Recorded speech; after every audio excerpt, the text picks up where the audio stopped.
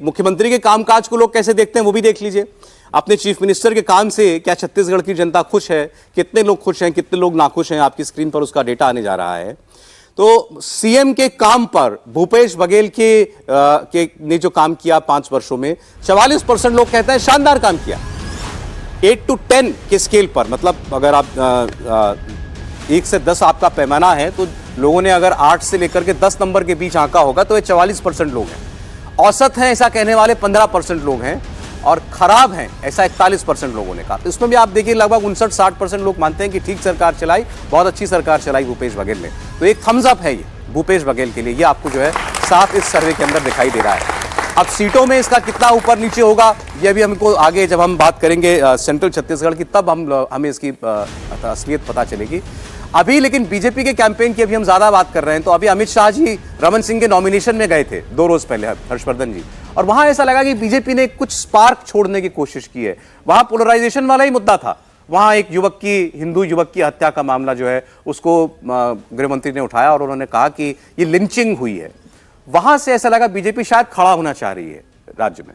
देखिए, निश्चित तौर पर जो अमित शाह ने कोशिश की थी और उसके बाद जो कांग्रेस के नेताओं ने, जो जयराम रमेश और दूसरे प्रवक्ता ने प्रतिक्रिया दी थी, वो एक तरह से अमित शाह के ही एजेंडे को जाने अनजाने बढ़ा रहे थे।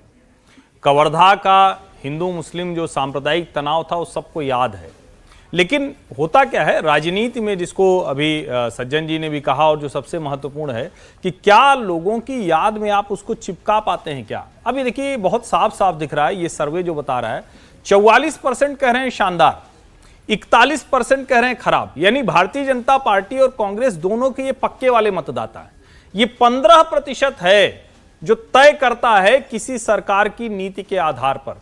वो औसत जो कह रहा है उसको भारतीय जनता पार्टी अपने पाले में नहीं ला पाई।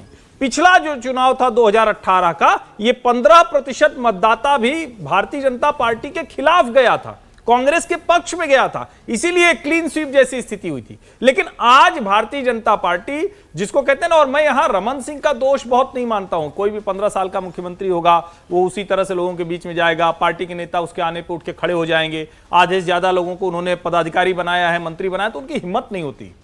असली बात यह है कि क्या जो केंद्रीय नेतृत्व है उसने तय किया कि भाई अब ये हमारी लाइन ऑफ लीडरशिप होगी, उसने तय किया क्या? नहीं तय कर पाए। तो मुझे लगता है कि सबसे बड़ी समस्या भारतीय जनता पार्टी की वही है। और भ्रष्टाचार के आरोप कहेंगे तो वो जो अभी राहुल जी ने कहा कि गोबर बेच रहे हैं, उसमें भी घोटाले का आरोप लग गया कि गोबर खरीदने बेचने में भी भ्रष्टाचार हुआ, जहां गाय है ही नहीं है वहां भी गोबर बिक गया। लेकिन इसके बावजूद अगर मुद्दा ये नहीं बन पा रहा है तो ये भारतीय जनता पार्टी की पूर्ण रूप से विफलता है।